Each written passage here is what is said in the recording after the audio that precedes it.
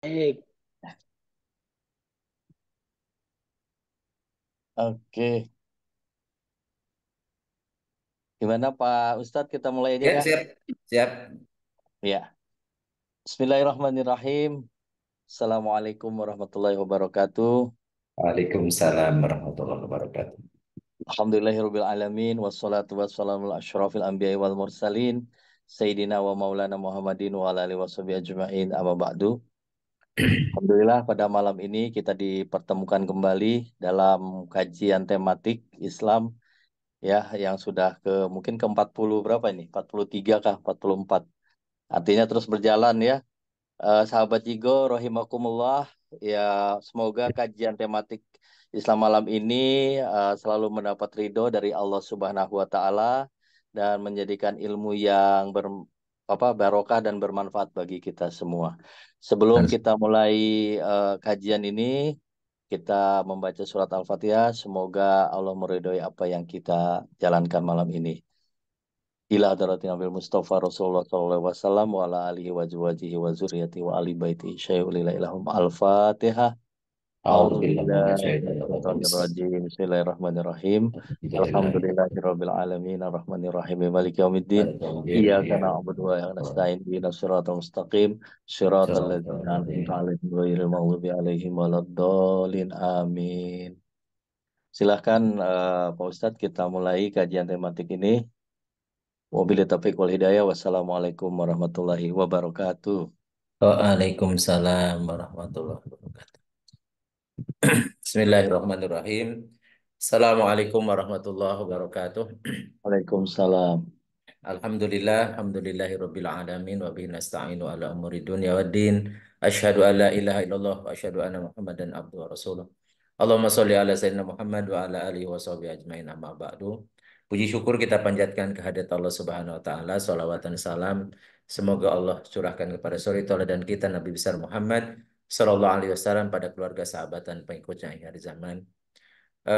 Wa rahimakumullah, pada hari ini kita ingin membahas, sebenarnya ada yang sebagian mengulang tapi udah lama banget ya, waktu kita membahas tentang memahami bahasa Al-Quran, yaitu tentang hukum syara. Itu bagaimana memahami hukum syara, karena banyak sekarang ini yang share-nge-share hukum syara tapi nggak jelas, ya nggak jelas, atau seringkali muncul malah pertentangan-pertentangan yang sebenarnya tidak perlu dipertentangkan. Bahkan akhir-akhir ini juga banyak yang diviral-viralkan tapi tidak tidak ngerti dalil, tidak ngerti, tidak paham bahasa Arab. Kemudian ya menyampaikan itu di tengah masyarakat, dan sebagian masyarakat kemudian menerima dan mengiyakan, walaupun itu nggak logis, nggak logis, tidak bisa dijangkau oleh akal manusia, hal-hal yang gaib dan seterusnya. Jadi fenomena-fenomena ini sebenarnya harus kita jelaskan karena kita punya kewajiban ya sebagai eh, apa eh, bagian dari pengemban risalah, karena tugas kita sebenarnya adalah meneruskan perjuangan baginda Rasul untuk menyampaikan menyampaikan hukum syara ini atau syariat Islam ini kepada seluruh dunia. Jadi ketika Rasul mengatakan balighu anni walau ayah, itu perintahnya kepada seluruh umatnya hingga hari zaman termasuk kita. Sampaikan dariku meskipun satu ayat. Artinya kita punya tugas, itu menyampaikan, melanjutkan tugas Rasul untuk menyampaikan risalah. Jadi kalau ada ketidakbenaran, ketidakberesan, kita wajib bukan hanya mengatakan, oh, dah saya tidak setuju, tidak sependapat, tetapi kalau itu memang suatu kesalahan yang fatal, kekeliruan, bahkan sebuah upaya penyesatan, itu harus kita punya kewajiban untuk menyampaikan yang benar. Jadi pengemban dakwah itu tidak ada khususkan untuk ustadz-ustadz, tetapi seluruh umat Muhammad punya kewajiban memfungsikan dirinya sebagai pengemban dakwah. Sekecil apapun ya, bahkan kata Rasulullah seperti satu ayat pun itu harus disampaikan, balighu anni walau ayat. Oleh karena itu ya kita coba memperdalam lagi eh, bagaimana seharusnya umat Islam ini memahami hukum syara. Nah, dan hukum syara itu seperti apa, dan bagaimana kalau seandainya kita ingin mengetahui hukum syara, atau bagaimana hukum syara itu diambil dari dalil syara. dari hukum-hukumnya itu oleh para ulama tentunya. Nah, saya ingin mengulang lagi apa itu definisi hukum syara. Jadi hukum syara itu adalah khitabus syari al-muta'allaqu bi af'alil ibadi bil iktidai awit takhyiri awil wad'i. Jadi eh, hukum syara itu adalah seruan ya, seruan pembuat syariah, seruan pembuat syara yaitu asyari. Ya, siapa asyari itu? Yang pertama dan utama adalah Allah. Kemudian Allah menyampaikan wahyunya dan Rasulullah SAW tidaklah berkata-kata, tidaklah menyampaikan, tidaklah berbuat atau menyetujui sesuatu kecuali wahyu. Wa ma yantiqu anil hawa in huwa illa wahyu yuha. Dan tidaklah Rasulullah bermantik kecuali wahyu yang baik kepadanya. Oleh karena itu, setelah Allah, maka asyari itu adalah Rasulullah. Jadi karena Rasul itu menyampaikan hadis, melaksanakan beraktivitas atau perbuatan bahkan menyetujui sesuatu itu wahyu dari Allah. Jadi intinya dari Allah, kemudian perinciannya, pelaksanaannya itu dari Rasul. Kemudian ada juga yang oleh eh, Rasulullah SAW disampaikan, tetapi kemudian para sahabat tidak meriwayatkan sebagaimana hadis, tapi menjalankan, menyepakati atas sesuatu, disebut dengan ijma sahabat. Dan ini yang disebut dengan asyari, ya, atau pembuat syariat. Sedangkan kias adalah metodologinya. Jadi hukum syariat atau khitabus syari itu adalah hukum syariat itu adalah seruan dari pembuat syariat yang berkaitan dengan perbuatan manusia. Baik ya berupa tuntutan itu perintah tolabulil fi'li. Jadi kalau di dalilnya itu ada perintah amr, maka itu menunjukkan apakah harus atau sunnah. Dia harus dikerjakan artinya wajib atau itu dihimbau atau disupport untuk melaksanakan tapi tidak berdosa kalau tidak dikerjakan, hukumnya sunnah. Atau ada yang suruhan tapi juga tidak sampai hukumnya wajib atau sunnah atau mubah. Kemudian ada juga yang berupa larangan. Larangan itu kalau berdosa kalau dikerjakan itu namanya haram, kalau tidak berdosa namanya makruh. Nah, kemudian ada juga ada hukum-hukum yang berupa pilihan atau ada juga yang sudah kita bahas tentang pelaksanaannya. Ya, ada sebab, ada syarat, ada rukun, ada hukum azimah, hukum rukhsah dan seterusnya. Kita sudah pernah membahas rincian-rincian itu, tetapi kita ingin mengulang lagi dari awal sehingga apa kita mengingat kembali tentang kerangka berpikir, ya, bagaimana memahami hukum syara itu. Nah, karena hukum syari itu hitobu syari, sehingga harus dipastikan yang menjadi dalil itu adalah atau dari yang keluar atau dari al-hakim. Al-hakim itu pembuat hukum. Dan pembuat hukum atau asyari itu adalah Allah. Karena Allah dalam surat Yusuf ayat 12, ayat 40 menyatakan inil hukmu illa lillah. Amara illa alla ta'budu illa iyah, dzalikal dinul qayyim. Hukum itu hanyalah kepunyaan Allah. Jadi hukum aturan yang harus diikuti, harus dirujuk itu hanya datang dari Allah. Jadi inil hukmu illa Allah. Kalau menggunakan in dan illa artinya hanya, hukum itu harus berasal dari Allah. Sehingga yang rincian-rinciannya itu harus menginduk, harus sejalan, harus tidak bertentangan dengan hukum Allah. Jadi hukum yang dibuat oleh aturan-aturan manusia itu harus sejalan atau tidak bertentangan dengan hukum Allah. Itu intinya. Karena hak prerogatif untuk membuat hukum itu sebenarnya Allah pencipta kita. Dan Allah memerintahkan kepada kita agar tidaklah menyembah kecuali hanya kepadanya saja. Inilah agama yang lurus. Dan karena pembuat hukum atau sumber hukum itu dari Allah, maka yang seperti saya sampaikan tadi, dalil syara, dalil hukum syara itu hanya empat ini: Al-Quran, Al-Hadis, Ijma Sahabat, dan Qiyas. Di kalangan ulama ada yang nambahin beberapa, tetapi itu tidak dijamin berasal dari Allah. Kalau yang empat ini berasal dari Allah, dipastikan berasal dari Allah. Pertama Al-Quran, pasti.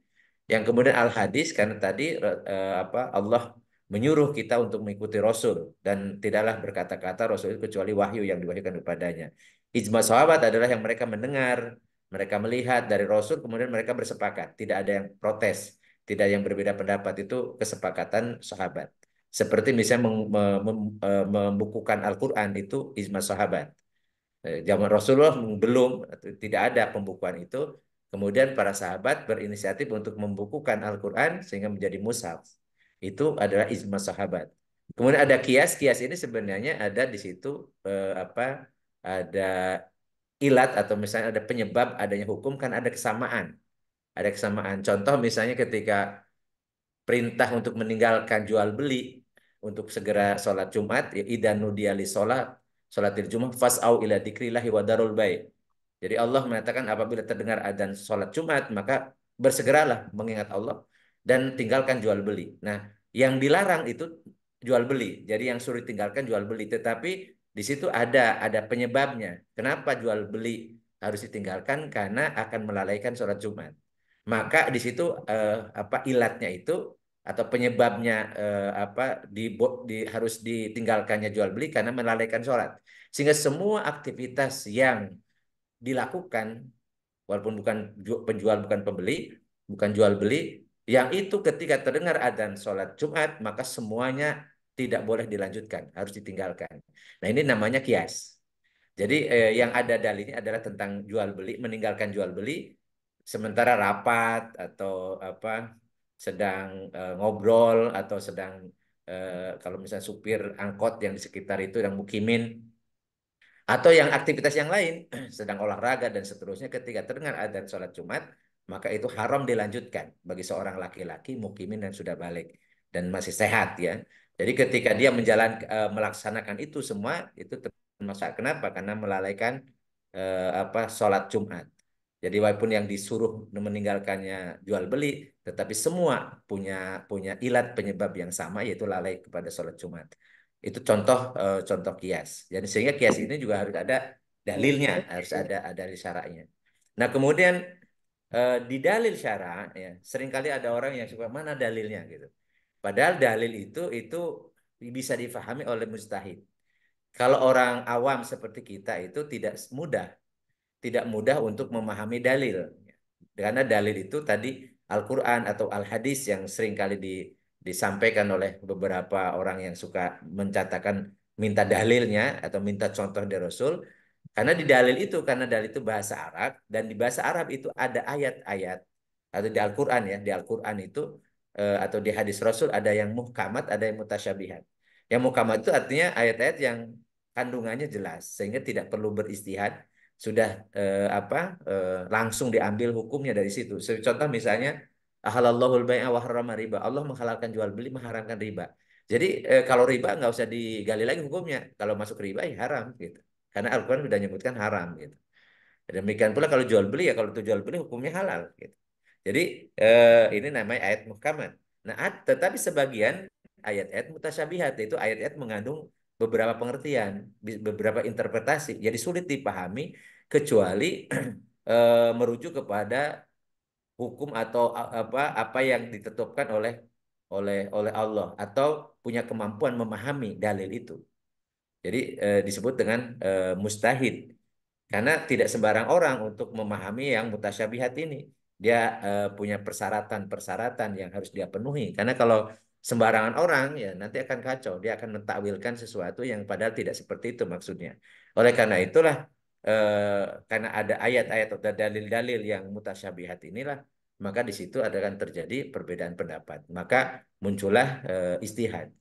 Ya, di dalam ayat Al-Quran ini juga Allah menjelaskan bahwa ada ayat-ayat muhkamat, ada yang mutasyabihat, sehingga ketika menghadapi yang mutasyabihat ini bisa ada dua tipe manusia. Ada yang tipe pertama yang memang hatinya menginginkan tidak menginginkan kebenaran, jadi dia mentakwilkan sesuai dengan keinginan hawa nafsunya, dan ini berbahaya. Dan itu sebagian sekarang terjadi. Jadi orang mencari-cari ini kan sesuai dengan kepentingannya. Jadi bukan mencari kebenaran, tapi mencari pembenaran. Jadi gunakan ayat-ayat itu ditakwilkan atau diinterpretasikan sesuai dengan keinginannya. Dan itu yang pertama. Nah, tipe yang kedua memang orang yang mempunyai pengetahuan yang mendalam dan ingin mencari kebenaran. Dan inilah yang kita sebut dengan orang para mujtahid yang menggali secara mendalam sehingga kemudian dia berusaha semaksimal mungkin sekuat kemampuan dia untuk menghasilkan hukum dari ayat-ayat atau dari dalil yang mutasyabihat. Ya, kalau dari ayat mukayah mukamat pasti mereka tidak perlu beristihad kalau langsung hukumnya.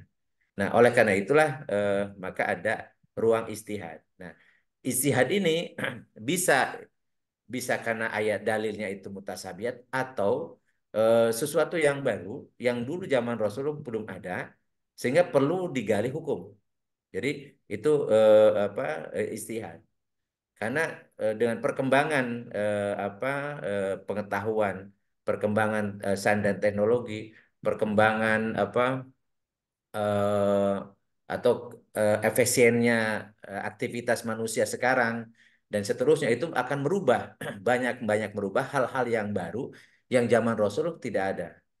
Ya, kita bisa bayangkan dulu zaman hidup Rasul eh, bagaimana mereka bisa bisa mengetahui bumi itu bulat. Karena teknologinya bagaimana? Karena mereka tidak bisa ke luar angkasa, bisa melihat faktanya bumi gitu. Sehingga ya pada saat itu yang dinamakan bumi ya sesuai dengan yang mereka injak ya itu datar gitu, flat gitu. Tapi begitu berkembang ya ternyata manusia bisa bahkan bisa keluar bumi gitu ya, sehingga melihat bumi itu ternyata bumi bulat.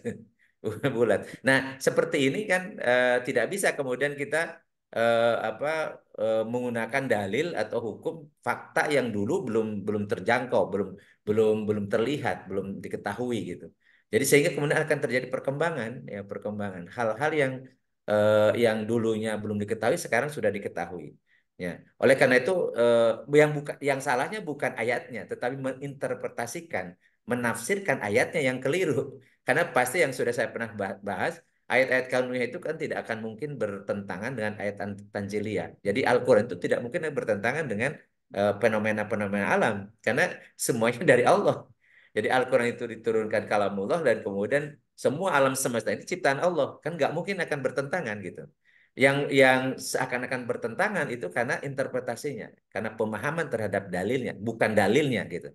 Maka dari itu hal-hal yang seperti ini perlu kemudian ada seorang mujtahid. Jadi ketika pengetahuan berkembang, ada hal-hal yang baru atau penemuan-penemuan baru sehingga kemudian dijelaskan hukumnya seperti apa. Zaman di Rasulullah belum ada.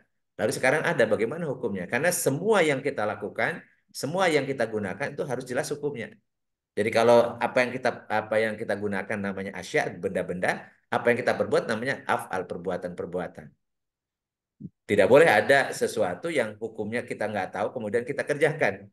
Ya, kita kerjakan. Jadi oleh karena itulah maka hukum istihad itu para ulama bersepakat itu hukumnya fardu kifayah. Setiap masa, setiap generasi harus ada mujtahidnya. Artinya seperti kalau sekarang misalnya kita harus memahami sesuatu hal yang baru, ya harus ada orang yang menjadi mujtahid. Hanya saja memang untuk jadi mujtahid ini kan berat karena dia harus tahu dalil dan dalilnya itu bahasa Arab sehingga ada syarat-syarat yang harus dimiliki oleh seorang mujtahid. Orang mujtahid itu pertama harus mengerti dalil. Mengerti dalil itu mengerti Al-Quran dan As-Sunnah. Artinya mengerti bahasa dalil. Mengerti bahasa dalil berarti mengerti bahasa Al-Quran, bahasa Al-Hadis. Nah, itu berarti bahasa Arab. Kalau orang kemudian tidak paham bahasa Arab, kemudian dia langsung menggali hukum dari terjemahan, bagaimana mungkin akan menghasilkan status hukum yang valid gitu, sesuai dengan yang dimaksud dari dalil itu. Dan kemudian juga bisa jadi dalilnya itu bukan hanya satu ayat atau dua ayat, bisa puluhan ayat atau puluhan hadis yang itu menjelaskan terkait dengan fakta yang akan beristihad. Ini jadi atau kalau kita ingin pahami. Sehingga memang seorang mujtahid itu harus paham betul tentang dalil ini. Jadi para mujtahid itu umumnya hafal Quran, umumnya hafal berapa ribu hadis dan seterusnya. Dan bahkan dengan maknanya, dengan asbabun nuzulnya, dengan asbabul wurudnya dan seterusnya. Itu memang hal yang mesti dimiliki oleh seorang mujtahid. Yang kedua harus mengerti maksud dari makna itu atau dalalah ya. Jadi eh, tidak semua perintah itu eh, wajib. Tidak semua larangan itu haram. Jadi maksud dari perintah atau larangan itu seperti apa? Dan itu eh, diharuskan seorang mujtahid itu memahami kaidah-kaidah ya, memahami metodologi istihad. Metode istihad namanya usul fikih. Jadi jadi ada metodologinya yang kemudian dia bisa bisa memahami maksud dan tujuannya. Kemudian yang ketiga memang tadi memahami kaidah-kaidahnya ya tentang pengambilan hukum itu. Jadi kalau kalau tadi yang kedua itu tentang tujuan atau makna yang dimaksud dari dalil itu, yang ketiga ini bagaimana kaidah-kaidah itu metodologi beristihad itu seperti apa. Sehingga eh, dengan metodologi yang jelas, maka hukum yang dihasilkan juga jelas. Jadi tidak muncul apa keraguan-keraguan. Kemudian yang keempat ini yang juga tidak kalah penting, seorang mujtahid itu harus tahu faktanya, namanya tahqiqul manat. Jadi memahami dulu faktanya, karena setiap fakta bisa jadi berbeda hukumnya. Jadi tidak bisa generalisir. Apalagi sekarang ini fakta itu lebih detail lagi. Kalau dulu misalnya zarroh itu diartikan biji sawi. Kalau sekarang itu biji sawi terlalu besar. Karena sekarang ini bahkan senyawa pun, partikel pun sekarang disebut dengan nano, udah nano. Kemudian sebesar atom dan seterusnya. Artinya fakta hukum ini apa, terkait dengan perkembangan sains dan teknologi itu mengharuskan seorang mujtahid faham ilmu pengetahuan yang mendalam. Tidak hanya sekedar buat generalisir atau hanya sepintas-sepintas saja. Sehingga ini mengharuskan yang keempat ini seorang mujtahid adalah ilmuwan pada zamannya, pada masanya. Jadi tidak bisa orang sembarangan yang tidak tahu fakta kemudian menjatuhkan hukum terhadap sesuatu yang dia tidak ketahui. Maka contoh misalnya saya kasih contoh saja, misalnya hukum tentang alkohol. Dan kalau alkohol ini ya kita harus ditelusuri, walaupun mungkin kita bukan mustahid ya. Yang pertama yang harus dipahami supaya kita lebih mudah, ada kaidah usul dulu, al aslu fil asya al ibahah malam dari tahrim. Karena kita mau menghukum alkohol itu gimana? Alkohol itu asya, benda. Hukum asal benda itu halal sebelum ada dalil yang mengharamkan. Nah, kita cek kalau terkait dengan alkohol itu, alkoholnya sebagai benda itu nggak ada dalilnya. Tetapi ada yang sama, ada yang apa? Yang sering dipakai dan itu hukumnya haram, yaitu khomer. Jadi khomer, karena hukum tentang khomer itu dijelaskan. Banyak di ayat Al-Quran ya, di surat Al-Imran misalnya ayat 90, misalnya Allah berfirman, ya ayyuhalladzina amanu innamal khomru wal maisiru wal ansobu wal azlam rizsum min amali syaiton fajtanibuhu la'allakum tuflihun. Jadi, wahai orang beriman, sesungguhnya khomer ya, maisir ya, judi ya, ansob, azlam itu ya, pengundi dan seterusnya itu adalah perbuatan keji dari kegiatan perbuatan setan. Jadi ada celaan sehingga ada fajtanibu ini larangan, jadi suruh perintah untuk ditinggalkan. Maksudnya tidak ini sebagai larangan untuk berjudi, untuk apa? Untuk minum khamr, untuk berjudi, ya, untuk ngundi dan seterusnya. Karena supaya lalakum tuflihun. Jadi hukumnya khamr itu haram dan haram itu najis gitu. Dan khamr itu. Nah, pertanyaannya yang sebelum, jadi kita jangan karena khamr ada alkohol berarti semua alkohol haram. Nggak bisa sembarangan seperti itu. Kita cek dulu apakah alkohol sama dengan khamr. Dan definisikan dulu apa itu khamr gitu. Oke, khamr itu ternyata minuman yang memabukkan. Minuman yang bahkan kenapa memabukkan? Karena mengandung alkohol gitu. Nah, tetapi apakah alkohol identik dengan khamar? Nah, ini harus kita cek dulu. Ternyata ya kalau kita dapatkan di apa di di di alam atau di masyarakat di dunia ini, jadi alkohol tidak semua alkohol itu apa bisa dikonsumsi ya. Dikonsumsi guru COH itu tidak semua bisa dikonsumsi. Seperti misalnya alkohol isopropil ya atau isopropanol itu ya sebagai disinfektan kuat ya seperti kemarin kita bikin apa hand sanitizer gitu ya atau yang biasa untuk disinfektan itu dari kelas ini dan itu bukan minuman kalau diminum mati bermasalah gitu atau misalnya metil alkohol atau metanol ini juga biasa tidak digunakan eh, untuk diminum untuk konsumsi karena ini nggak aman metanol itu berbahaya gitu racun maka dia biasanya untuk industri sebagai pelarut dan seterusnya. Untuk buat cat, untuk apa anti beku dan seterusnya banyak. Itu di dunia industri. Dan memang bukan bukan bukan ada di Homer, jadi alkohol yang bukan di Homer. Nah, kemudian baru mungkin yang ketiga etil alkohol atau etanol. Ini yang memang apa apa minuman maksudnya jenis cairan yang aman untuk dikonsumsi. Tapi ini pun ternyata etanol itu ada dua jenis. Ada yang disintesis di lab melalui proses kimia gitu ya. Ada yang difermentasi. Nah, homer itu ternyata memang etanol melalui proses fermentasi yang bahan bakunya adalah bahan-bahan organik gitu. Sehingga kalau kita telusuri, kalau kita mengatakan eh, apa semua yang mengandung alkohol itu haram disamakan dengan khamar itu keliru. Kenapa? Karena yang dimaksud di situ adalah yang haram itu hanya khamar saja. Dan itu berarti alkohol yang ada di khamar. Itu yang dikategorikan haram karena mengikuti hukum haramnya homernya. Sedangkan alkohol yang bukan homer, yang bukan kategori homer, yang tidak ada di homer, tidak ada di minuman yang memabukkan, di duren, di macam-macam, walaupun itu etanol, ya itu tidak haram, ya karena mengikuti barangnya bendanya. Nah, contoh seperti ini memang mengharuskan orang berhati-hati. Jadi tidak sembarangan gitu. Jadi dulu saya sempat sempat bingung karena ketika kita di lab menggunakan disinfektan, katanya itu najis karena terkategori homer gitu, karena alkohol itu memabukkan. Setelah kemudian saya belajar lebih mendalam, ternyata tidak semua alkohol itu memang masuk dalam kategori minuman, bahkan sebagian itu malah racun berbahaya, bahkan penggunaannya pun harus dihindari. Jadi apa harus hati-hati maksud saya. Jadi tidak sembarangan, apalagi kalau ternyata dikonsumsi atau tercampur gitu. Jadi ini contoh ketika kita menjelaskan hukum ya. Yang dulu zaman di Rasulullah tidak ada, kemudian sekarang ada, dan yang ada dalilnya tentang sesuatu yang mirip-mirip. Nah itulah apa kerjaannya mustahid. Jadi ini apa halal apa haram. Gitu. Dan masih banyak lagi aktivitas yang kita lakukan atau benda-benda yang kita gunakan barang-barang atau asya yang kita gunakan yang dulu zaman di Rasulullah nggak ada, ya kita harus paham tuh.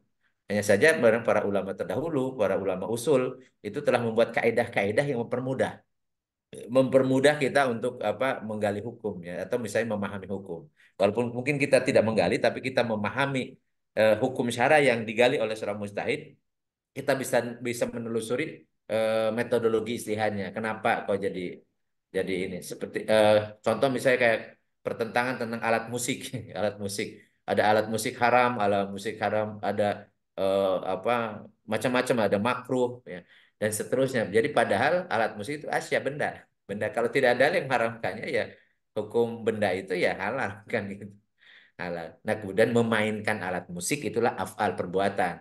Ada perintah atau ada larangan atau tidak. Nah, itu cerita terkait dengan af'al. Bisa wajib, bisa sunnah, bisa mubah, bisa makruh, bisa haram. Tapi kalau alat musiknya kan asya. Asya itu hukumnya, kalau tidak ada dalil yang mengharamkan, ya hukumnya mubah. Jadi boleh. Jadi boleh itu artinya boleh diperjualbelikan, boleh digunakan, boleh dipakai, boleh dimanfaatkan dan seterusnya.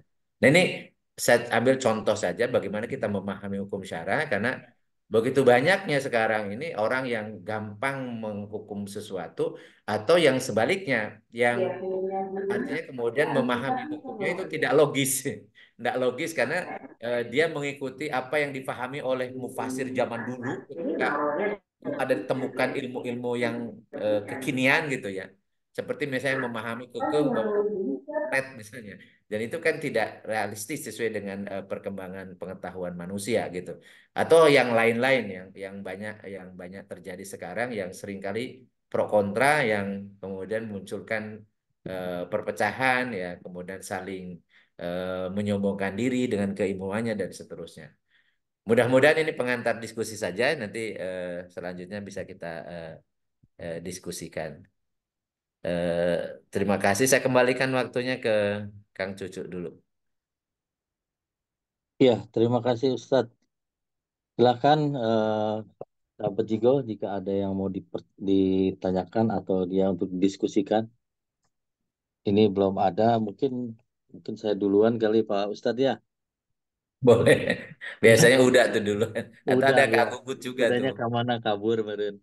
Ada. Ustadz itu sama ya ceritanya tentang alkohol yang disemprotkan seperti parfum gitu ya.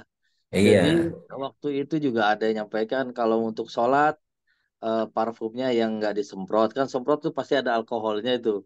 Tapi ada yang Hmm. membolehkan karena itu tidak diminum katanya tidak apa-apa. Gimana Ustadz ininya Iya. menurut Ya, Ustadz?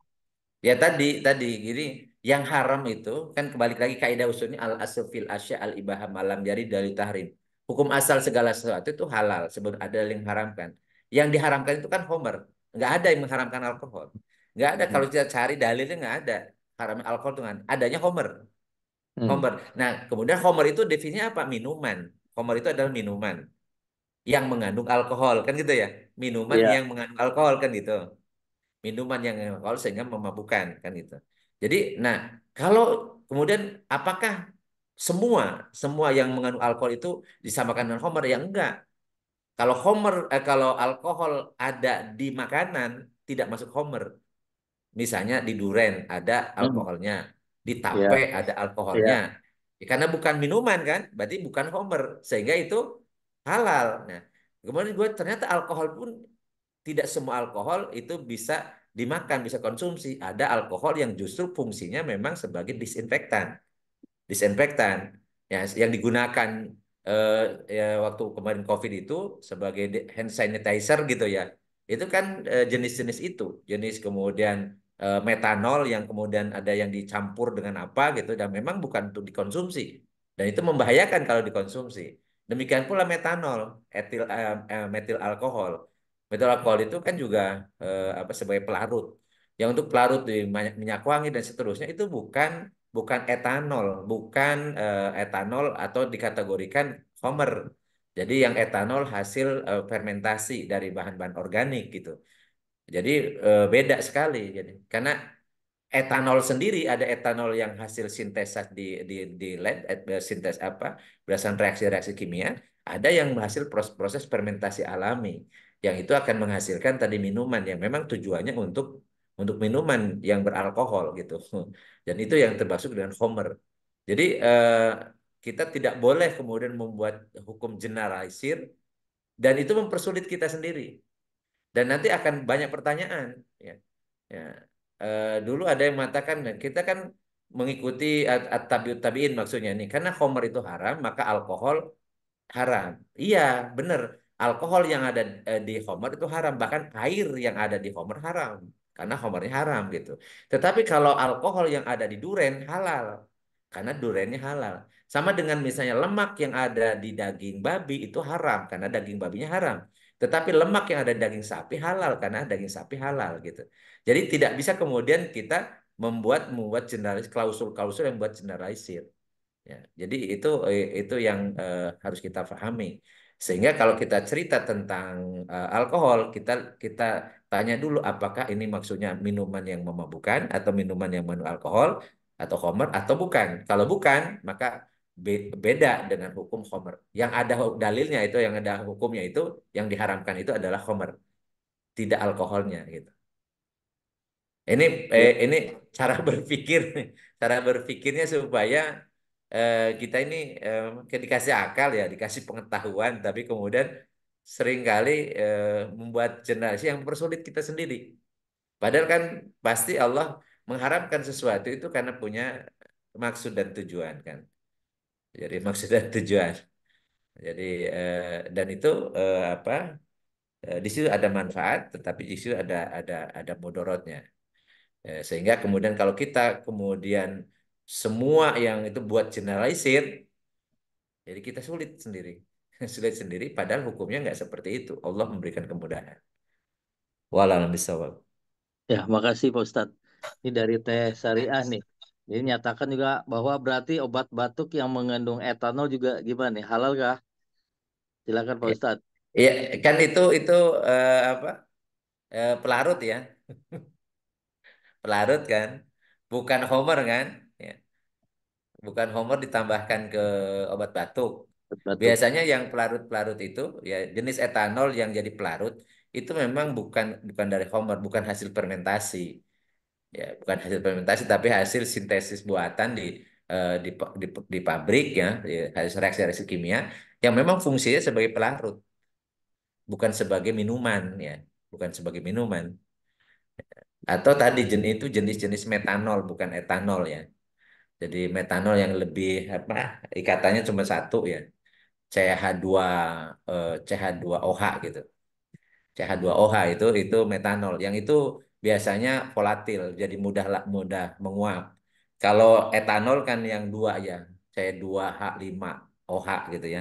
Itu itu apa lebih aman untuk dikonsumsi. Itu yang biasa dijadikan minuman homer. Tetapi homer itu harus melalui fermentasi alami yang itu bahannya bahan-bahan organik, ada anggur, ada beras, ada macam-macam gitu ya, yang itu kemudian jadi homer. Ya. Jadi tidak semua intinya tidak semua etanol pun kemudian masuk dalam kategori homer. Ya, walaupun itu aman dikonsumsi gitu. Seperti tadi pelarut untuk obat batuk ya dia aman dari karena jenis etanol tapi bukan etanol dari kategori homer. Hmm. Oke, makasih Ustadz. Silakan. Udah Daniel Ada nih Ustaz. kelihatannya sudah angkat tangan. Silakan udah Daniel. Assalamualaikum warahmatullahi wabarakatuh. Waalaikumsalam. Waalaikumsalam. Pertama-tama turunkan dulu tangannya. Tadi melihat hukum ya, itu kan saya lihat tadi saya baca berarti yang ditentukan oleh Allah, gitu ya. Yang Allah menuntut hukum yang kita jadikan sebagai acuan, gitu ya. Iya. Nah, yang mau saya tanyakan sederhana, Ustadz. Ini kan di negara kita, saya nggak tahu negara lainnya, itu kan mengacu ke satu hukum yang bukan menggunakan hukum Islam, ya. Malah hukumnya mungkin dari negara lain ya. Mungkin dulu dari Hmm. nggak usah dari Belanda, dari orang-orang yang Penjajah. gelar Mister gitu ya, dari Hmm. Leiden kuliahnya bawa ke sini diadaptasikan Hmm. gitu. Nah, kalau mau pakai, yang saya pikir begini, kalau emang mau pakai yang diambil, kenapa nggak diambil yang baik-baik dari Islam gitu loh ya? Nggak usahlah kita bicara yang fanatik atau apa radikal, tapi kenapa nggak diambil yang baik dari Islam? Ini yang sekarang lagi kita soroti kan tentang perzinahan, ya kan? Hmm. Perzinahan. Nah, kalau sampai begini terus ya nggak jelas, akhirnya kan apa ya?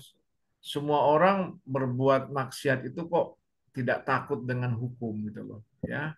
Nah, Hmm. saya pribadi juga dilematis nih, Ustadz. Bagaimana dalam Hmm. hukum Islam kalau kita membiarkan negara kita atau kita sendiri mengaplikasikan hukum yang bukan dituntun oleh agama kita? Itu bagaimana Hmm. hukumnya? Apakah Iya. mubah gitu kan, dibolehkan atau tidak bolehkan? Ya, itu Hmm.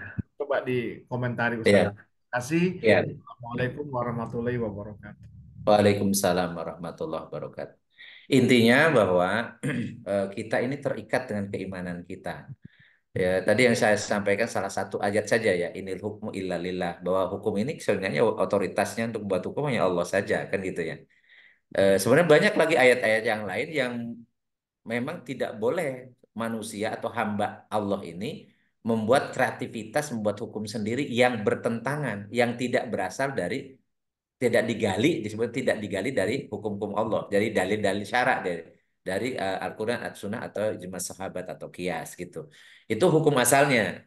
Cuman masalahnya kan eh, ketika dunia sekarang ini kita ini ketika Daulah Khilafah Utsmaniyah hancur, umat Islam itu terpecah belah menjadi puluhan negara kecil-kecil yang kemudian diatur menurut aturan konstitusi yang mereka sepakati.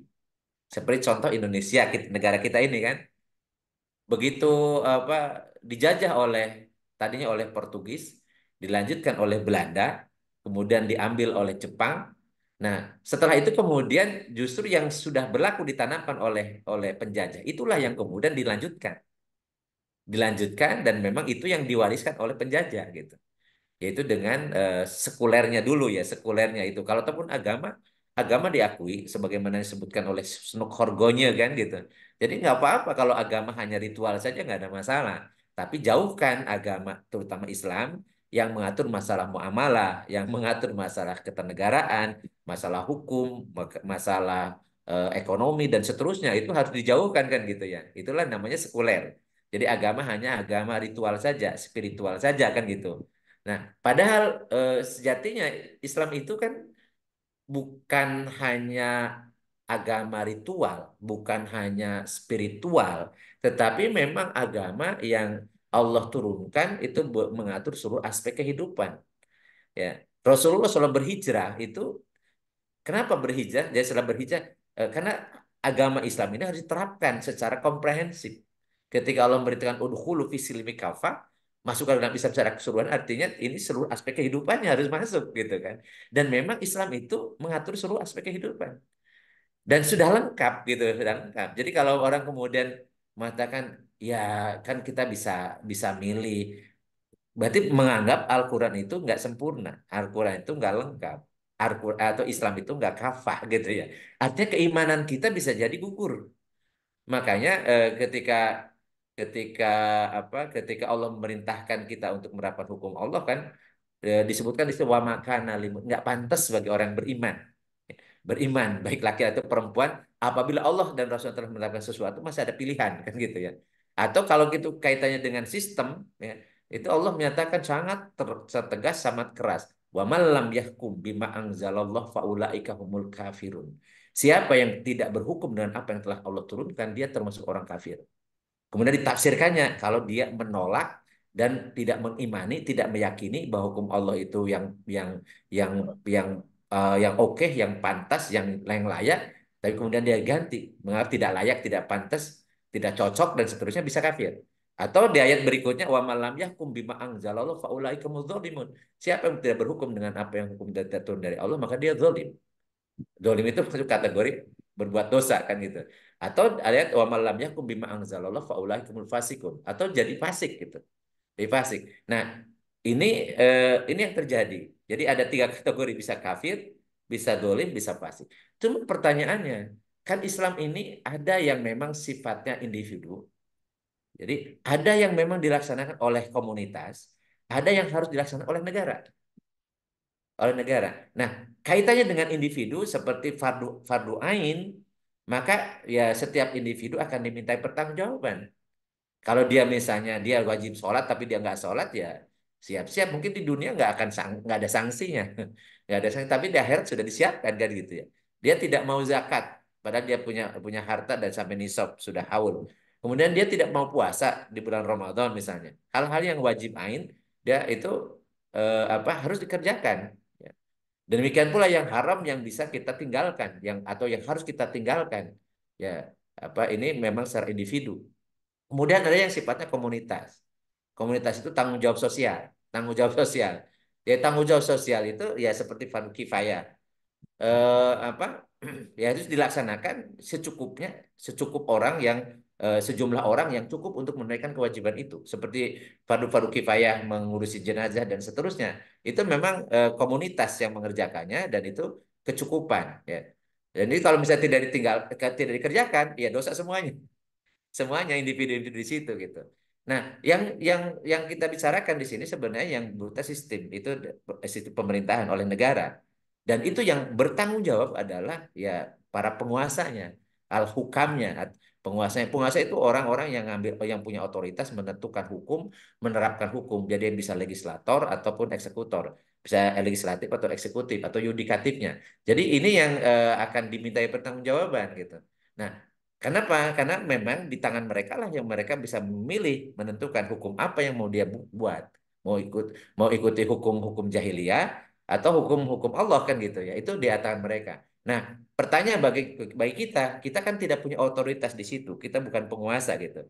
Hanya kita punya kemampuan hanya menyampaikan. Dan ternyata sekarang itu menyampaikan juga tidak gampang.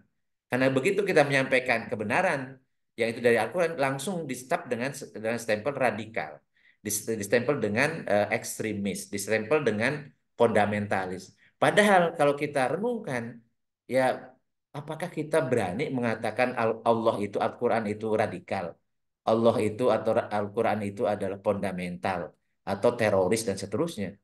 Apakah keimanan kita tega menyatakan seperti itu, atau atau memang seperti itu? Kan ini pertanyaan pada kita sendiri kan. Jadi orang-orang yang kemudian mengkriminalisasi hukum-hukum syara atau tadi ide-ide yang itu keluar dari Al-Quran dan As-Sunnah yang memang dia dia pahami seperti itu karena mengancam misal kedudukan atau jabatannya atau kepentingan dunianya, maka mereka sebenarnya telah berlaku di hadapan Allah itu pada posisi seperti orang yang tidak beriman. Kalau zaman hidup Rasulullah namanya orang munafik. Ya. Kalau zaman sekarang mungkin nggak tahu ya. Namanya mungkin bukan munafik. Saya nggak ngerti karena sekarang itu pinter banget ya. Bahkan ketika orang-orang Bahkan orang non Muslim pun mencela mencaci maki Israel, ada orang tega kemudian apa datang ke sana kemudian mengatasnamakan organisasi besar di ini, dan dia tanpa malu, ya, tanpa malu, tanpa ini, pokoknya ya seperti itulah. Saya nggak tahu ini namanya, tapi kan di di media itu sebutnya apa apa eh, pemuda apa muda apa intelektual muda. Intelektual apakah layak disebut intelektual yang tidak punya hati sama sekali, atau dia tidak punya empati sama sekali gitu, sama padahal orang non muslim pun punya punya empati kan, seperti itu. Jadi yang seperti inilah yang kemudian kita harus sampaikan kepada masyarakat. Nggak ada hukum Allah itu yang radikal. Nggak ada ayat Al-Quran itu yang fundamentalis, yang teroris dan seterusnya. Nggak ada. Jadi kecuali yang ngomongnya ini orang-orang yang Islamophobia. Ini musuh-musuh Islam yang ngomong seperti itu gitu. Sama dengan dulu ketika ketika Rasulullah SAW berdakwah gitu. Nah, oleh karena itu ya pada tataran seperti ini kita kita berkeinginan agar seluruh aspek kehidupan kita Islami. Tapi kan itu harus semua pilar itu, individu, komunitasnya, masyarakatnya, dan kemudian negaranya. Nah, pada individu kita insya Allah bisa berupaya semaksimal mungkin gitu ya, semampu kita, kan memang Allah menghendaki sesuai kemampuan kita saja gitu kan. Nah, tapi kamu apakah masyarakat akan seperti itu atau apa negara gitu. Ya, maka itu PR yang nanti ya terus akan ditanya oleh Allah pasti. Jadi ya kaitan dengan kewajiban-kewajiban individu nanti akan ditanya. Ya, semua yang kita laksanakan itu kan nanti latus alunna yauma idin anin naim. Kan ditanya, pasti akan ditanya tentang pada hari itu, pada hari yaumul hisab itu atas apa yang nikmat, segala berbagai nikmat apa yang kita bisa rasakan ketika di dunia ini. Jadi sertai dengan tadi harusnya kan melihat hukum dari mestinya, tapi ingat tidak mungkin ada orang yang tidak apa yang tidak mengimani, kemudian apa orang-orang yang memusuhi, yang memang ketidaksukaan itu kemudian justru akan mengambil hukum ini. Hanya orang-orang yang punya keimanan yang benar, orang-orang yang orientasinya akhirat saja, orang-orang yang mukhlis, yang betul-betul ikhlas karena Allah saja, yang memang akan menjalankan ini ya, secara kafah. Bagi eh, terutama bagi para penguasa ya. Tapi kalau penguasanya yang sampai detik ini orientasinya hanya harta, hanya tahta, hanya eh, apa wanita dan seterusnya, kayaknya sulit, karena hukum Allah itu justru akan mengeliminasi apa yang mereka inginkan, apa yang mereka cita-citakan. Karena kalau kalau kita mengambil hukum Allah, maka pasti orientasinya akhirat. Pasti kemudian harta juga akan dibatasi, hanya yang halal saja. Kemudian tahta pun diraih untuk kemaslahatan umat, untuk ketaatan dia, untuk memberikan keadilan dan kesejahteraan untuk orang banyak. Kemudian wanita pun yang halal saja yang kemudian dia bisa bisa raih, yang non halal pasti akan menjauh gitu, akan dia jauhi. Sehingga ya agak repot kondisi seperti ini ya.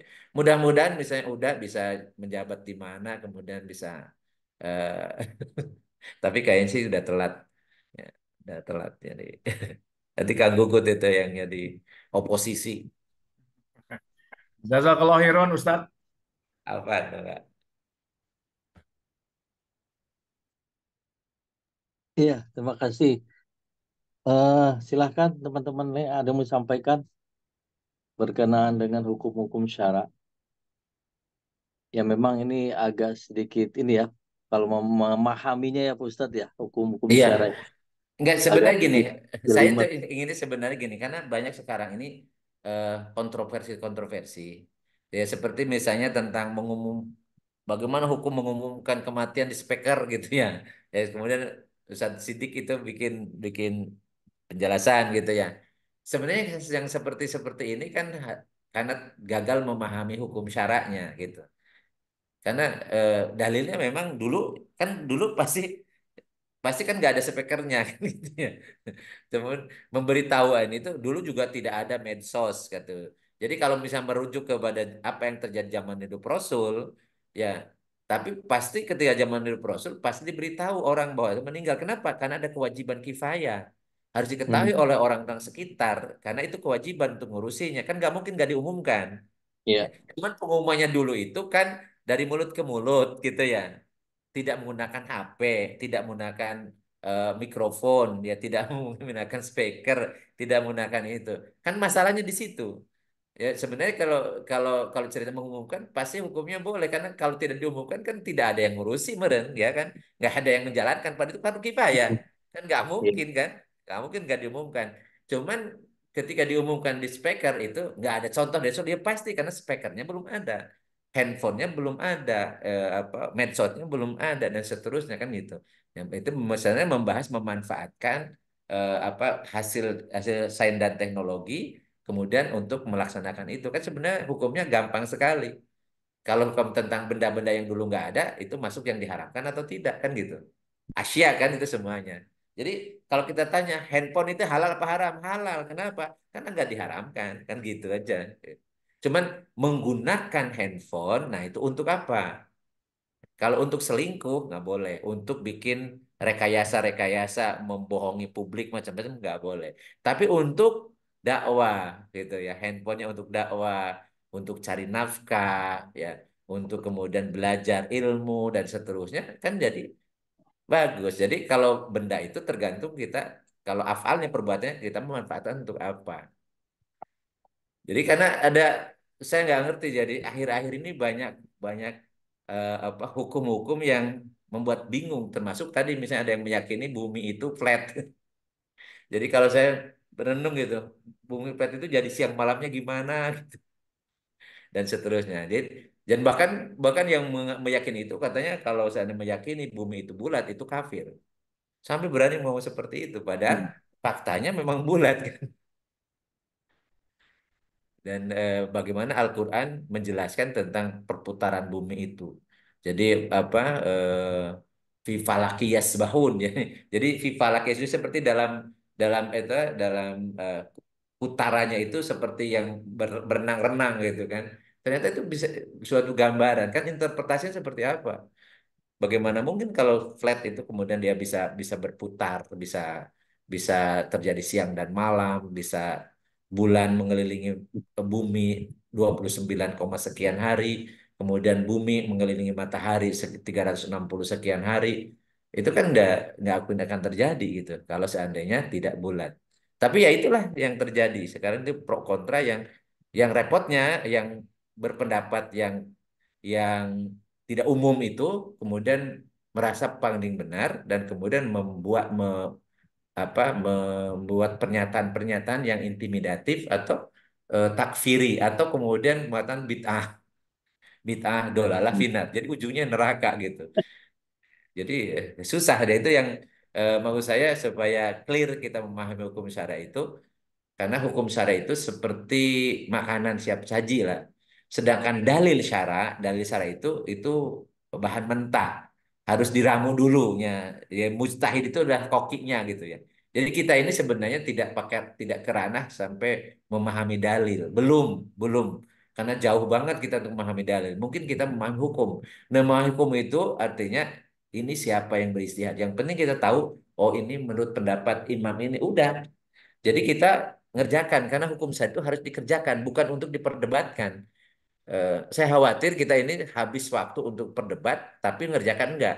Ada orang ya yang saya bilang itu orangnya ya kalau ibadah sholatnya bagus ya sampai jidatnya juga menghitam.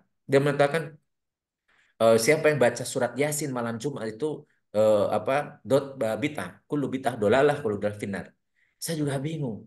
Salahnya di mana baca Yasin di malam Jumat? Kan Yasin bukan Al-Quran. Kan dalilnya menunjukkan bahwa baca Al-Quran itu satu huruf aja dapat pahala 10 kebaikan. Nah surat Yasin itu banyak. Tapi mestinya bukan hanya bukan baca Yasin, tapi baca Al-Kahfi. Boleh juga ditambah. Baca surat Yasin juga baca Kahfi. Ya. Kalau saya kebiasaannya malam Jumat itu baca Yasin, paginya baca surat Al-Kahfi gitu kan. Kan lebih utama. Tapi aneh yang mengatakan bid'ah dolar dia tidak baca Yasin, tidak baca Kahfi juga. Jadi saya terus ente mengatakan itu apa bid'ah itu masuk neraka, dasarnya apa? Nggak dicontohkan Rasul kan nggak mungkin Rasulullah tidak mencontohkan baca Al-Quran dan di antara baca Al-Quran itu baca surat Yasin kan nggak mungkin. Jadi jadi yang seperti ini yang menurut saya ini mengganggu apa orang-orang yang mau berbuat baik kemudian terhalangi oleh tadi pendapat yang aneh gitu. Ada kasus di kompleks saya itu karena ada ada ada usaha di sini dibikin kantor di perumahan ini, kemudian ya gitu kelompok yang tadi suka bid'ah-bid'ah dolafinar dan banyak itu anaknya. Jadi karyawannya begitu sholat zuhur biasanya mereka kita biasanya habis sholat itu dikir bareng kemudian salaman. Ya itu kebiasaan udah dari awal lah nggak selama saya masuk di sini gitu kayak gitu. Nah begitu datang orang-orang ini kemudian sengaja Mbak dia itu dia di barisan depan sehingga orang-orang tidak bisa salaman. Nah, dia kemudian kebetulan saya pas ngimami di situ kemudian saya tegur kenapa kok kalian ini? Ya karena yang dilakukan itu tidak dicontohkan oleh Rasul salaman gitu. Saya bilang dicontohkannya apa? Ya, ya atau dikir sendiri dan tidak berjamaah macam loh kenapa kok memang harus harus seperti itu ya ya macam-macam dia pakai pada saya bilang saya tidak akan berdebat karena percuma juga karena setelah sholat itu dibebaskan karena bukan ibadah mahdoh lagi. Mau kemudian ke kamar mandi boleh, mau duduk dulu boleh, mau tidur boleh, mau makan boleh, mau kemudian pikir bersama apalagi bagus itu disunahkan dan salaman lebih bagus lagi. Jadi apa yang bermasalahnya? Jadi masa kemudian gara-gara kita habis sholat kemudian dikir bersama dan salaman kemudian masuk neraka, dolalah finnar gitu. Ya, sementara Anda tidak menghargai kami, tidak menghormati orang-orang tua yang mau salaman dihalangi. Anda sholat ini, sholat sunnah, sholat ba'diyah. Akhirnya kemudian saya bilang, kalau Anda pengen sholat di masjid ini, hargai jamaah aslinya. Kalau kalau kalian mau justru menghalangi, lebih baik nggak usah milih masjid ini untuk kalian sholat di sini. Silakan aja kalian cari masjid yang lain atau kalau sholat sunnahnya di rumah saja itu lebih utama. Dan ya itu, jadi ada orang-orang yang memang nggak ngerti. Ya, pokoknya kalau berbeda dengan mereka, udah sangat mudah menghukumi dan dianggap bid'ah, bid'ah dolalah dolafina. Mudah-mudahan sih kita yang di jamaah kita ini nggak yang seperti itu. Dan pernah dulu ada yang seperti itu, kayaknya sudah tidak ikut lagi ya. Jadi eh, ya itu jangan sampai kita buat statement-statement yang kemudian membuat orang ragu atas kebaikan yang sudah dia lakukan selama ini. Karena dia sedang melakukan hukum syarak walaupun sepengetahuan yang minimal gitu. Karena di kita ini taklid rata-rata muqallid am. Jadi ngikutin aja gitu, nggak tahu dalilnya nggak apa-apa. Ya itu sebenarnya makanya kita ingin bahas tentang memahami hukum syarak. Jadi ya ya ya Pak Kang Gugut jadi oposisi aja lah. Oposisi tapi maksudnya oposisi dari kebatilan gitu. Artinya kalau oposisi kebatilan kan kebenaran al-haq ya. Jadi insya Allah ya. Jadi kita sedang belajar menjadi orang baik walaupun sulit sekali dalam kondisi sekarang ini untuk menjadi muslim kafah gitu ya. Muslim kafah atau sering sebut muslim yang Qur'ani gitu ya. Karena banyak aspek, banyak hal yang di luar kemampuan kita yang kita given aja. Jadi kalau ya apa selama kita masih bisa milih dan bisa menghindar eh, kita berusaha tapi kalau misalnya itu terkena dan terpaksa tidak bisa menghindar kita istighfar tetap minta ampun sama Allah kan gitu ya dan istighfar minta ampun sama Allah karena kemampuan kita belum itu ada Iya, resign ada dua tuh ada dua nih Pak, tokoh Pak. oposisi tokoh Ya, oposisi Kang Arya duluan kelihatannya nih. Silakan Kang Arya. Ini dua-duanya oposisi nih, ya harus hati-hati kita ya nerima pertanyaannya. Izin Ustadz, Saya maaf telat datang. Silakan, Ustadz, silakan. pengalamannya Ustadz, kira-kira 2 bulan yang lalu saya beli fix Formula 44 Ustadz. Terus Heeh. ada tulisannya, ada alkoholnya gitu. Terus saya nggak jadi Heeh. minum, taruh aja di lemari gitu. Minum aja. Ah, iya, enggak. Hmm. Makanya tadi saya Ustadz bilang gitu kan, tapi saya juga masih ini coba cross check gitu. Ternyata memang di beberapa ini pendapat ada beberapa ulama Nah, juga itu sebagai pelarut gitu ya. Jadi iya, bedakan dengan Homer gitu ya. nggak ada Jadi saya hubungannya baru dengan Homer lah. betul. Saya baru baru ini apa baru baru tahu gitu ya. Jadi itu udah mungkin udah 2 bulan itu disimpan fix ya, nggak diminum-minum karena itu. Jadi karena ketidaktahuan. Terus yang kedua Ustadz, nah ini apa? Angciu Ustadz yang buat Hmm. apa masakan gitu ya. Kalau Mm-mm. saya baca sih barusan googling tuh ada Direktur LPPOM MUI gitu ya. Itu karena itu memang dari apa namanya hasil fermentasi ragi Iya, dan apa iya. gitu ya, Mm. dan dalam bentuk cairan sehingga itu meskipun Homer, ya tidak dimas apa tidak memabukkan Ustadz ya, tapi kan itu iya. ini ya apa Homer, hasil Mm. ini. Jadi itu Homer Ustadz ya, betul ya. Homer, iya. Angcu itu jadi nggak boleh ya Nggak masakan yang boleh. menggunakan angcu Mm-mm. itu ya. Ya Ustadz. Nah, Jadi yang jelasnya gini, kalau itu masuk dalam Homer, makanya definisikan dulu Homernya dulu. ya. Jadi karena yang diharapkan kan Homer, jangan dibelokkan jadi alkohol loh ya. Karena alkohol dan Homer Hmm. itu beda, beda. Karena kalau alkohol diharamkan, kita tidak bisa makan nasi, tidak bisa makan tape, tidak bisa makan Memang benar. duren, tidak masakan makan buah-buahan yang sudah ranum-ranum itu, karena alkoholnya tinggi kan gitu ya. Jadi makanya hati-hati kalau mengharamkan alkohol gitu ya. Jadi berat Hmm. gitu. Makanya yang haram itu dalilnya jelas, Homer. Homer itu apa? Minuman yang mengandung alkohol kan gitu. Alkohol apa? Alkohol etil alkohol hasil fermentasi dari bahan organik. Definisinya supaya detail gitu ya. Sehingga yang tidak masuk dalam definisi Homer, maka itu mau alkohol apapun, etanol, metanol, propanol, ataupun yang lain itu halal. Halal. Halalnya di apa? Bisa halal untuk jadi pelarut, bisa halal untuk jadi desinfektan, bisa halal juga untuk bisa bikin apa bahan bakar dan seterusnya. Jadi halal Hmm. itu bukan berarti untuk diminum semua, enggak. Jadi halal untuk digunakan gitu. Jadi halal untuk digunakan. Karena kalau misalnya bagi Homer, Homer itu najis juga barang-barangnya gitu. Zatnya najis juga. Sehingga Hmm. ya tadi karena najis, jadi tidak boleh diperjualbelikan, tidak boleh dikonsumsi, tidak boleh diproduksi. Bahkan di apa jadi apa yang nuangkannya pun yang menyaksikannya pun itu kena hukum untuk apa Homer gitu. Nah, bayangin kalau kemudian kita mengeneralisir alkohol. Jadi gimana kita hidupnya kan gitu ya. Makanya Hmm. seringkali orang ini apa tidak tahu faktanya tapi kemudian membuat generalisir gitu. Jadi ternyata ketika COVID, ternyata hand sanitizer semuanya alkohol.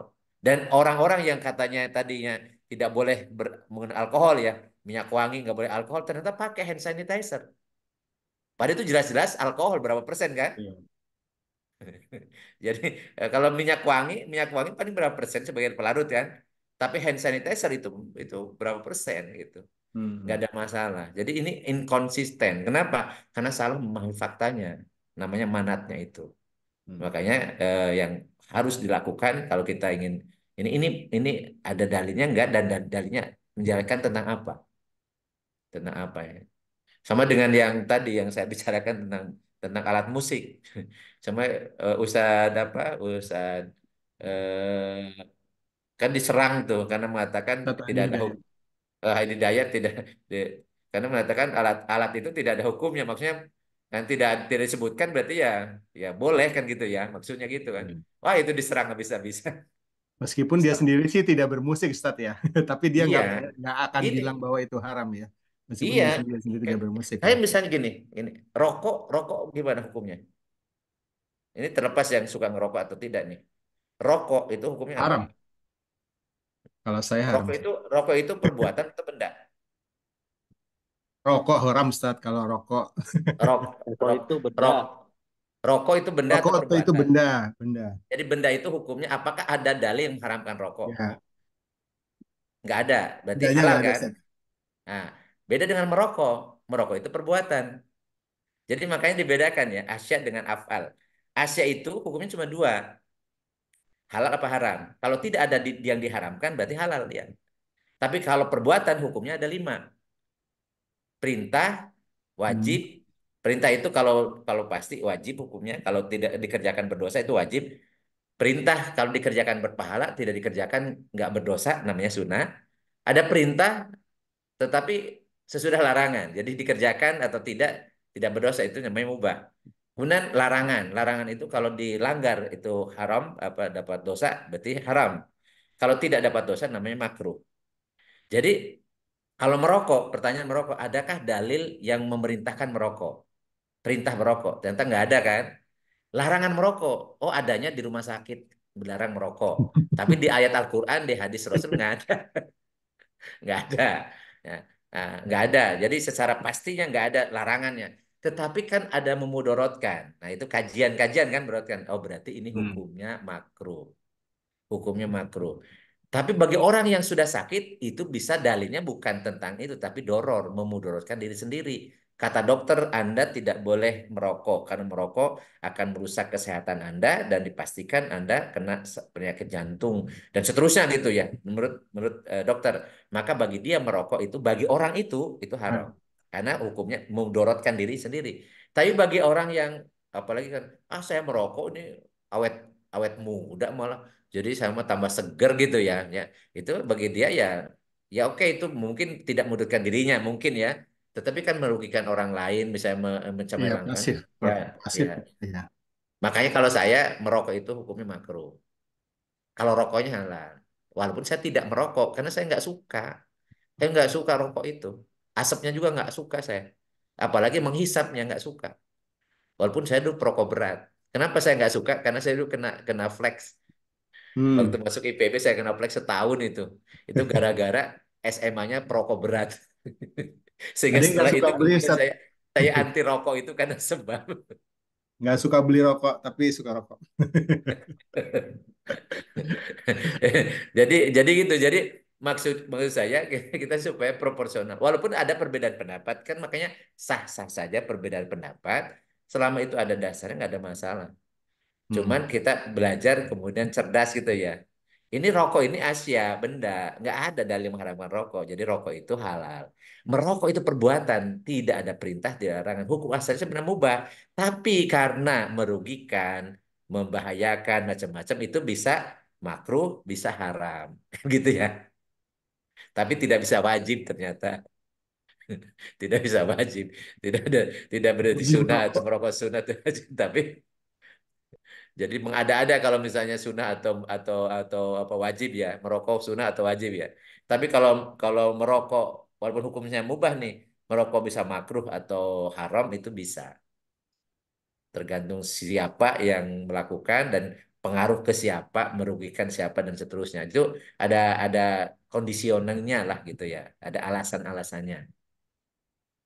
Baik Ustaz. Itu Baik. Kang Gugut. Itu Kang Ngobrol Gugus. nanti. Iya, kasihan Kang Ya, Gugut. Lanjut Kang Gugut. Kang Ucup. silakan Kang Kasih. Gugut. Makasih Pak Terima Ustadz. kasih. Ya, atur nuhun. Assalamualaikum warahmatullahi wabarakatuh, Kang Ustadz, Kang Waalaikumsalam. Cucu, nuhun. Ya, jadi Waalaikumsalam. kan gini, Kang Ustadz, kan masalah apa namanya Homer itu haram kan, kata ini ya Ya. jelas-jelas haram kan itu. Nah, Hmm. terus ini saya kan bicara kenapa nanya ini tadi ada hubungannya sama masalah oposisi. Kenapa saya bicara seperti ini kan? Kan kemarin tuh kalau nggak salah saya tuh karena ke asosiasi dipanggil oleh Kementerian Perindustrian kemarin itu Pak. Jadi saya baru mendengar dari situ bahwa mereka mendorong Kang ya apa karena menganggap Homer ini mempunyai nilai devisa. Jadi mereka jadi Kementerian Perindustrian itu mendorong industri-industri si Homer ini untuk berkembang gitu Kang di dalam negeri. Hmm. Nah kan secara secara ini ya kalau secara secara apa namanya semakin dekat kemaksiatan kan semakin dekat azab Allah dan hilang kebarokahan dari Allah Hmm. terhadap negara ini. Nah itu salah satu yang membuat saya jadi sebel sama negara sama para penguasa dan bahkan membuat apa jadi oposisinya salah satunya di situ Kang. Nah ini Hmm. kan kalau pada dasarnya kan sekarang kondisi kita itu sudah di posisi yang kalau saya lihat kondisinya tuh udah seperti itu gitu. Nah Hmm. ini kan sebenarnya rusak lah buat kita ya gitu loh Kang. Hmm. Itu saya juga ini yang apa membuat saya kurang kurang. Nah kan dari posisi kita nih gimana gitu ngelihat kemaksiatan seperti itu kan sangat-sangat Hmm. dipertontonkan gitu di Iya, kitanya gitu iya. loh Kang. Itu yang salah satu yang membuat saya nggak apa lebih baik saya di posisi oposisi dan menentang itu semua daripada saya ikut-ikutan tapi ternyata Ya, kemaksiatan itu jadi tambah itu, kurang lebih kayak ya, gitu Kang. Nah, ya, apakah ya. posisi mengambil posisi itu menentang pemerintah dengan begitu itu jadi saya diposisikan sebagai salah satu ya anggaplah tadi Kang di posisi yang golongan kanan atau apa kalau gitu dah Kang bunyinya. Ya, baik, baik, baik. Jadi, jadi gini, Rasulullah SAW mengatakan, man ro'a minkum munkaron, fal yugoyiru biyadi, fa illam yastati fa bilisanihi, fa illam yastati fa biqolbi. Wa dzalika adaful iman. Jadi siapa saja. Jadi tidak harus ustadz, tidak harus kiai, tidak harus orang yang agamanya dalam gitu, ada yang agamanya rendah dan seterusnya. Itu siapa saja, kan menggunakan kata man. Man itu isi mausul lil akal. Jadi siapa saja yang melihat kemungkaran, maka rubah kemungkaran itu. Jadi perintah itu fal yugoyir, lamnya lam amr, fal yugoyir. Maka rubahlah olehmu, oleh orang itu biyadihi. Nah, kata yad itu ternyata maknanya tidak hanya mana dipukul gitu pakai tangan gitu, enggak. Lain dengan tanda tangan, dengan tanda tangan. Dan tanda tangan itu artinya orang yang punya kekuasaan. Mestinya yang paling efektif untuk merubah kemungkaran itu dengan kekuasaan kan gitu ya. Jadi Hmm. kekuasaan. Jadi ketika ketika biadi maksudnya dengan kekuasaan itu pasti paling top dan paling efektif gitu kan. Ya. Tapi sekarang justru yang punya tanda tangan itu yang bikin kemungkaran, nggak ada repot tuh. Makanya Iya, mungkin iya itu karena Kang. kita tidak punya kekuasaan maka pabilisan nih dengan lisan. Tapi ternyata lisan pun itu bermasalah. Karena sekarang misalnya jangan coba-coba dengan lisan kemudian di depan publik itu bisa kena undang-undang ITE. Bisa akan dipidanakan. Ya. Serang ini seperti apa ada pengacara Rasman namanya sama sama Elsa Syarif yang tentang kasus Pina ini wah rame gitu kan ya macam-macam itu kan karena salah sedikit bisa dilaporkan bisa macam-macam itu dengan lisan kata.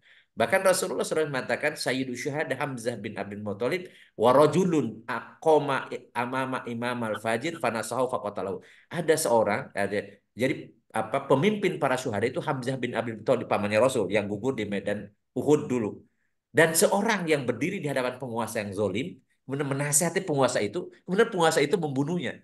Itu dianggap sebagai sayyidu syuhada.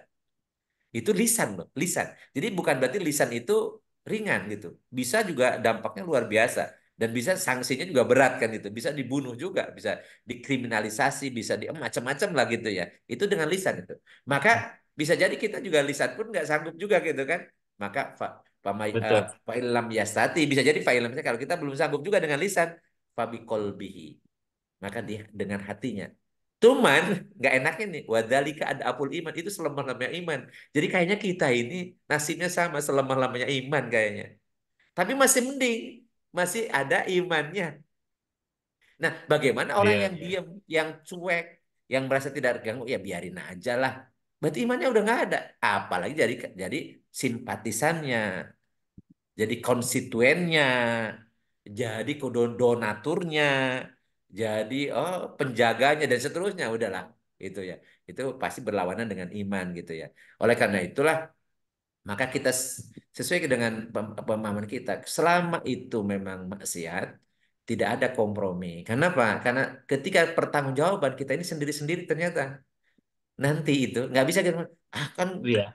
ya kita ikut-ikut aja biar aja itu kan yang berdosa kan penguasa-penguasa itu ya nggak bisa kalau kita bisa menolak kenapa kenapa nurut karena kalau bisa dibolehkan kita memilih kenapa memilih memilih maksiat kan gitu ya kenapa kalau kita ada pilihan ini yang benar sama yang salah kenapa memilih yang salah bukan memilih yang benar kan gitu ya kenapa kok ikutnya ikut yang keliru ikut yang maksiat ikut yang merusak bukan ikut yang memperbaiki ikut yang apa memberikan manfaat bukan memudorot dan seterusnya kan gitu dan itu pertanyaannya akan kita kita terima nanti dia memiliki di padang mahsyar di yaumul hisab gitu kan ya jadi nanti kan ceritanya nanti seru nanti di neraka itu di neraka itu terjadi perdebatan besar-besaran antara pengikut sama pemimpinnya jadi yang pengikut itu mempersalahkan aku ini masuk neraka gara-gara kamu tuh kata kata yang ngajaknya enak-enak saja ya kenapa kamu ikut? Mau. Karena aku tidak memaksa kamu gitu. Jadi saling menyalahkan tuh. Jadi ada perdebatan lebih seru daripada perdebatan di debat-debat di TV itu. Itu perdebatan yang sangat Iya. berat di neraka, tapi sama-sama penghuni neraka. Jadi semakin berdebat semakin keras siksaannya gitu. Jadi itu yang terjadi penghuni neraka. Nah, beda dengan orang-orang yang biasa, biasa dengan orang-orang baik, orang-orang soleh, orang-orang yang memilih kebenaran, kebaikan, keikhlasan dan seterusnya. Itu nanti di surganya itu mereka ya kayak ngopi bareng, bercanda, bersenda gurau, bertelakan di permadani, disuguhkan apa minuman yang tidak memabukkan tapi nikmat luar biasa, makanan macam-macam, kemudian dikelilingi bidadari dan yang cantik jelita dan seterusnya lah gitulah ya gitu. Ya itu tergantung kita sekarang ini. Tergantung kita gitu. Kita maunya grup mana nih? Grup mana? Makanya Hmm. sudah tepat bahwa kita ini akan jadi oposisi untuk kebatilan. Siapapun pelakunya, kalau kebatilan kita akan jadi oposisi dan kita akan terus akan memberikan apa ya apa nasihat ya apa memberitahukan yang benar dan seterusnya. Kita akan mendakwahi mereka kan itu ya. Mereka senang atau tidak Ya, senang kan itu urusan mereka gitu. Tapi kewajiban betul. kita Ya, gitu ya. Dan kita bersikap, sikap kita itu oposisi kepada seluruh jenis kebatilan, siapapun pelakunya. Tetapi kita akan menjadi bagian dari kebenaran, kebaikan, siapapun yang melaksanakannya, kan gitu. Ya. Dan insya alhamdulillah, Allah, ya. alhamdulillah kita berusaha untuk istiqomah ini. Karena kalau kita tidak saling menasehati ini kan repot. Saya juga masih aktif Iya. masalahnya. Dan jadi apa? Alhamdulillah sudah jadi ahli peneliti utama di BRIN. Nah, dan BRIN-nya ini lagi kebingungan. Kebingungan. Dan saya jadi masalah juga karena gajinya sudah keluar setiap tanggal 1, sementara manfaat untuk negara ini nggak jelas itu. Jadi saya juga kalau di rumah itu bingung nih. Ini saya halal atau tidak itu apa gaji saya gitu. Karena ini kan saya manfaatnya untuk negara ini apa? Kan gitu. Jadi banyak WFA. Kang Gunggun banyak Iya. WFA di rumah. Iya, iya. Di rumah tapi gaji pasti keluar tanggal 1 pasti keluar. Ya, Mungkin itu. Mungkin bulan sebelumnya itu tanggal iya. 1 sudah keluar juga itu. Jadi tuh bulan Alhamdulillah, sebelumnya itu Kang. jadi ya itulah jadi ya ya karena kita ini sebagai pekerja gitu ya. Jadi tergantung yang mempekerjakannya. Mestinya yang mempekerja itu cerdas, orang-orang cerdas, orang-orang yang mengoptimalkan yang mendapatkan manfaat dari negara ini kemudian harus memberikan manfaat kepada rakyat harusnya ya. Cuman Iya, kan iya. mereka jangankan mikirkan yang seperti itu, mikirkan untuk jatah mereka sendiri kan sibuk luar biasa gitu. Repot gitu ya. Iya, iya. Ya, ya, pokoknya Dan lah ya yang saya, hidup oposisi kepada kebatilan. iya, ngeri Kang, ngeri banget itu. Dan Iya, itu benar-benar bahwa apa ya, iya, kayak kayak itu tuh kayak di ini kan bahwa wah sedang pameran apa alkohol, dan itu benar-benar jadi seolah-olah tuh kayak kayak di didorong orang untuk melakukan iya. itu gitu, apa Iya mau karena gini Kang, apa jadi di kapitalis itu yang penting menguntungkan. Karena nilainya nilainya nilai materi semua kan, manfaat materi. Nggak cerita tentang Mm, akhirat, nggak cerita, jangankan jauh ke akhirat, kuburan pun dia nggak yakin. Kematian pun merasa mm, dia tidak akan mati kok. Padahal kematian itu setiap hari ada di hadapan dia. Itu kan mm, mestinya kan yang menasihati, yang efektif menasihati itu kematian. iya, iya, Jadi iya, kematian. Jadi saya menghadapi ya bagaimana saya ini kan mendampingi istri saya sampai akhir hayatnya. Itu luar biasa. Jadi saya suka berpikir saya bisa seperti dia nggak ya gitu. Ya, iya, iya, Dia dia bisa mempersiapkan kayaknya gampang gitu dong menghadap Allah tuh gampang banget itu. Jadi hitungannya detik gitu. Jadi tadinya udah bisa ngobrol bisa ngobrol, udah detik gitu. Mau pulang udah detik gitu gitu. Nah, saya bisa nggak ya? Jadi suka ini. Sementara yakin tuh orang-orang yang hubud dunia luar biasa nggak sadar bahwa dia akan mati. Padahal kalau iya, waktunya iya, tiba iya, itu Ijroil itu bisa datang kapanpun. Oh, saya mau sih sehat, nggak ada apa-apa. Saya mau gula aman, nggak tensi aman macam-macam. Ternyata nggak aman tuh sama Ijroil. Begitu datang Ijroil, iya, meninggal. Sedang apa? Sedang jogging. Sedang nonton, sedang karaokean, sedang joget, semacam-macam kan itu ya. Ya, sedang mabok gitu kan ya. Sedang mabuk kok banyak. Tuh kemarin yang kena apa? Kecubung apa? Iya, Ya. iya, iya, iya. Gua kecubung itu loh. Itu yang kemarin Iya, Thailand, iya, iya. bukannya di daerahnya Kang Cucu kan? Kecubung Ya, haram ya, berarti Ustaz, ya? Kalbar, Kalbar. Oh, di Lain Kalbar, dong, di Kalimantan Kalbar. tuh. Di Kalimantan. Iya, Kalimantan Barat. Ya. Pokoknya semua yang memabukkan itu jadi Mabukkan. ada dua ya. Nggak harus Ada khamar Ustaz ya, yang ada memabukkan. muftirin. Muftirin itu menutup fungsi akal. Itu haram. Makanya narkoba itu bukan Narkoba ya. narkoba Saya itu makan muftir juga. namanya. Muftir itu yang menutupi fungsi akal. Itu Oh, haram semua. Haram semua. Jadi mau kecubung, narkoba, apapun gitu ya. kayak Dan Kaibon ya, lem. Aibon. Ngelem. Jadi Aibon itu kalau untuk jadi lem itu halal, boleh. Iya. Ya kalau Tapi di Aibon untuk jeruk nggak diisap boleh itu ya. jadi haram. Makanya tadi benda itu tergantung dimanfaatkan untuk apa gitu. Golok untuk nyembelih hewan kurban itu ibadah. Tapi golok untuk kemudian tadi pakai tawuran gitu kan atau pakai alat untuk membegal orang itu jadi dimanfaatkan Haram. tuh yang perbuatan yang haram. Jadi Iya, iya. duit itu halal ya, duit halal. Kalau itu jadi sedekah itu jadi ibadah, tapi kalau untuk apa memesan ya, booking eh, wanita-wanita yang bukan istri ya itu jadi Hiburan. masalah. Hiburan. Kan begitu. Jadi intinya Kang, jadi yang penting tuh kan sekarang tuh banyak sekali demi jabatan ya sudahlah biar aja orang lain apa ngelakukan yang penting kita enggak gitu kan sekarang Nggak banyak nggak enggak boleh gitu juga kan, nggak boleh gitu juga. iya betul betul Kita Kang. minimal bersuara lah. Kayak Kang Puput udah bener. Bersikap itu kalau kita bisa bersuara, bersuara lah. Iya Ya kan? ya Ya, udah sebab Kang kalau itu mah iya. udah banyak Iya. udah banyak Itu minimalnya bilisan. iya Bilisan. sampai orang Jangan nggak apa sampai orang nggak pernah ketemu aja tahu bahwa saya itu tukang ini tukang protes iya. gitu kan Nggak gitu. apa-apa. Nggak apa-apa Iya ya ya diken, iya. di, dikenal keras tegas oleh orang pelaku maksiat itu bagus. Yang nggak boleh itu sama orang-orang soleh dia dianggap keras ya, jadi preman, jadi preman. Jadi Ya, amin. itulah. Mudah-mudahan. Jadi Umar bin Ya, Khattab itu, makasih banyak Kang. iya. Jadi sikapnya kayak Umar bin Khattab lah. Umar bin Khattab itu kalau dengan sesama orang mukmin itu begitu halusnya.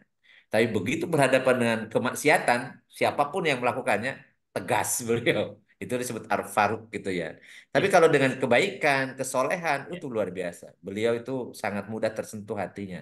Jadi mudah menangis. Itu Umar bin Khattab. Tapi begitu berhadapan dengan kebatilan, pedang yang bicara.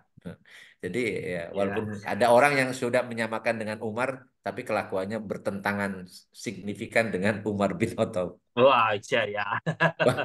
Dipahami Kang. Itu otaknya udah menciut gara-gara keracunan ini H2SO4 itu Kang. Ya, baik, Kang Cucu udah, Makasih udah, banyak infonya Kang. Hatur nuhun. amin, amin, mangga, mangga. Iya, ini sudah Udah 22 3 apa ya 10, 20 Ya, 10.28. iya, Mau ini ya. jam 22 8. 30 di sini.